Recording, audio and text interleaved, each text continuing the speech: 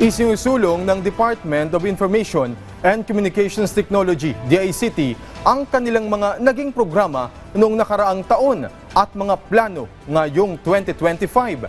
Sa panayam sa programang Bagong Pilipinas Ngayon kay Secretary Ivan Jan Uy, sinabi niyang isinusulong din nila ang tinatawag na cyber hygiene. For the first time sa history nila, ibinida nila ang Pilipinas.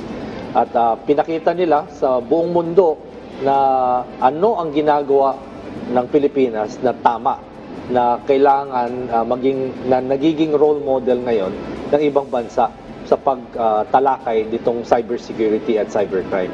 So, ito po, ang pinupush natin is cyber hygiene. Ano po yung cyber hygiene? Matuto tayo na maging mas maingat sa ating mga transactions online.